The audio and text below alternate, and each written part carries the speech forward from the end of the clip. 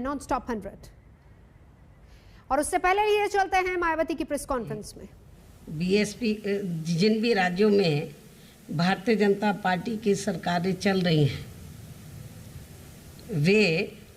भारतीय संविधान की उसकी सही मानवतावादी मंशा के मुताबिक चलने की बजाय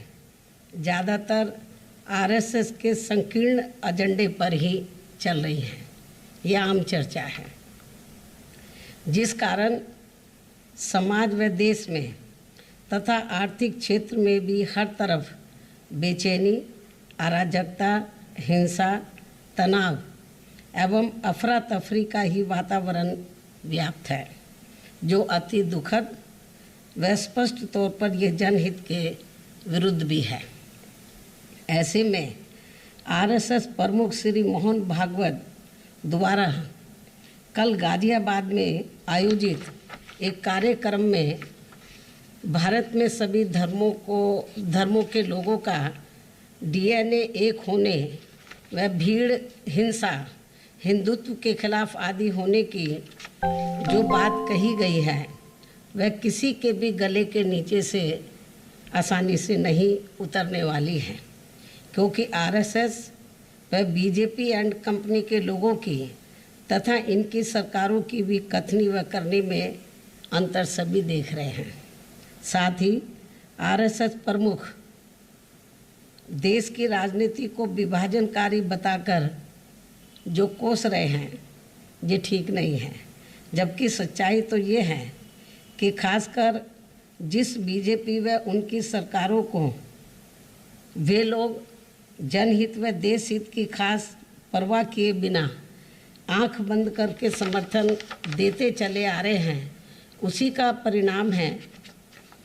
कि यहाँ जातिवाद, राजनीतिक द्वेष, सांप्रदायिक हिंसा आदि का जहर सामान्य जनजीवन को त्रस्त किए हुए हैं। इतना ही नहीं बल्कि ये भी सर्वविदित है कि बीएसपी को अगर लगता कि बीजेपी सही में आरएसएस के शिकंजे से निकलकर वह संवैधानिक सोच के मुताबिक चलकर सर्व समाज एवं सभी धर्मों के लोगों के हित में काम कर सकती है, तो फिर काफ़ी पहले सन 1995 में ही बीएसपी इनका भारी समर्थन ठुकराकर यूपी की सरकार से इस्तीफा नहीं देती, जबकि उस समय सपा की जाति व हिंसावादी राजनीति से तंग आकर कांग्रेस, बीजेपी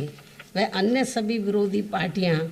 बीएसपी की सरकार को बाहर से समर्थन दे रही थी। और फिर ना ही सन 2003 में इनके गलत इरादों को भांपकर बीएसपी इनसे अलग होती। इस प्रकार से बीएसपी इनकी गलत व संकीर्ण नीतियों की सर्वधर्म व सर्व समाज के व्यापक हित में हमेशा ही खुलकर विरोध करती रही है। कहने का तात्पर्य यह है कि कुल मिलाकर आरएसएस के सहयोग व समर्थन के बिना बीजेपी का अस्तित्व कुछ भी नहीं है। फिर भी आरएसएस अपनी कही गई बातों को बीजेपी व इनकी सरकारों से लागू क्यों नहीं करवा पा रही है, जो इन्होंने कल बातें कही हैं। यहाँ ये भी गंभीरता से सोचने की बात है। इसलिए इससे ये स्पष्ट होता है कि आरएसएस की कथनी व करनी में काफ़ी ज़मीन आसमान का अंतर है। खासकर जातिवाद, सांप्रदायिक व धार्मिकता आदि के मामले में ये लोग जो कहते हैं करते ठीक उसका उल्टा है,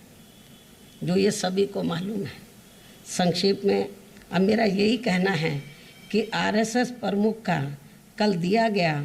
ताज़ा बयान वास्तव में लोगों को न केवल अविश्वसनीय लगता है बल्कि मुंह में राम बगल में छुरी ही ज़्यादा लगता है। ऐसे में स्वाभाविक तौर पर जब तक आरएसएस, बीजेपी एंड कंपनी व इनकी सरकारों की संकीर्ण सोच व कार्यशैली आदि में सही सर्व समाज हितैषी संवैधानिक परिवर्तन नहीं आएगा, तो तब तक इनकी बातों पर खासकर मुस्लिम समाज द्वारा विश्वास करना बहुत मुश्किल लगता है। इसके अलावा यहाँ मैं धर्म परिवर्तन के मुद्दे को भी लेकर ये कहना चाहूँगी कि देश में डरा धमका के व लालच आदि देकर किसी का भी जबरन धर्म परिवर्तन कराना ये पूरे तौर से अवैध है, ठीक नहीं है तथा ऐसे मामलों की सही जांच करा के इसके दोषियों के विरुद्ध सख्त कार्रवाई होनी चाहिए। इसके अलावा यदि इसके पीछे कोई भी देश विरोधी साजिश है तो फिर ऐसे लोगों के विरुद्ध तो काफ़ी सख्त कानूनी शिकंजा कसना चाहिए, लेकिन एक सोची समझी रणनीति व साजिश के तहत इसकी आड़ में इसे जबरन हिंदू मुस्लिम मुद्दा बनाना तथा पूरे मुस्लिम समाज को शक की नज़रों से देखना ये कतई भी उचित नहीं है और बीएसपी फिर इसका डटकर विरोध भी करेगी, क्योंकि इससे दोनों धर्मों के लोगों में आपसी नफरत पैदा होगा जो ये देश हित में ठीक नहीं है। इसके साथ ही ये कहना कि धर्म